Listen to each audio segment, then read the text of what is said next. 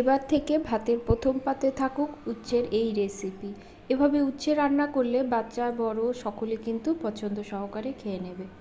উচ্ছের এই রেসিপিটি করার জন্য আমি নিয়েছি আলুগুলো একটু মোটা এবং লম্বা করে কেটে নিয়েছি। গাজরগুলোও কিন্তু লম্বা করে কেটে নিয়েছি। করলাগুলো একটু মোটা মোটা করে কেটে নিয়েছি। আর নিয়েছি মিষ্টি কুমড়ো। এবার একটি কড়া বসিয়ে দিয়ে দেব সর্ষের তেল। তেলটা কড়াতে মাখিয়ে নিয়ে ফোড়নে দেব একটি শুকনো লঙ্কা আর দেব কালো জিরে।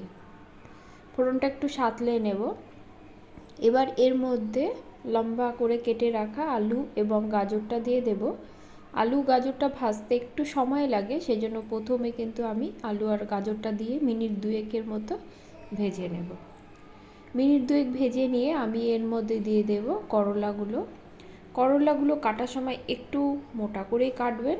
একদম পাতলা করে কাটলে করলাগুলো কিন্তু গলে যাবে। ঢাকা দিয়ে মিনিট তিনেকের মতো লো স্টিমে রান্না করে নেব। 3 মিনিট পরে ঢাকা খুলে দেখে নেব। ভালো করে মিশিয়ে নেব। মিশিয়ে নিয়ে এবার আমি এর মধ্যে দিয়ে দেব স্বাদ অনুসারে নুন আর দেব হলুদ।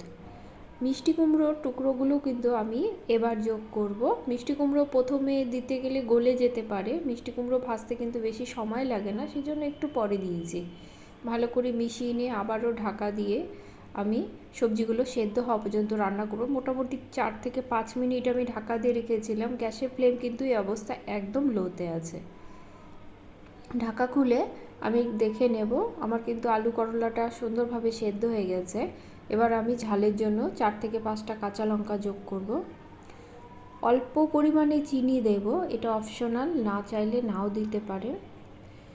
আবার ভালো করে মিশিয়ে নেব।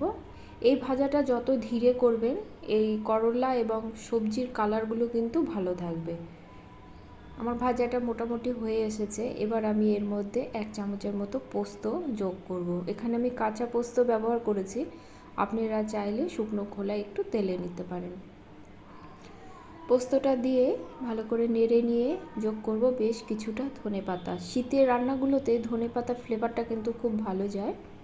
ধনেপাতাটা দিয়ে আমি আরও মিনিট 3 মতো ভালো করে ভেজে নেব। আজকের এই করলার রেসিপিটি আপনাদের যদি ভালো লাগে লাইক কমেন্ট করবেন এবং সাবস্ক্রাইব করে পাশে থাকবেন এই অনুরোধ রাখছি।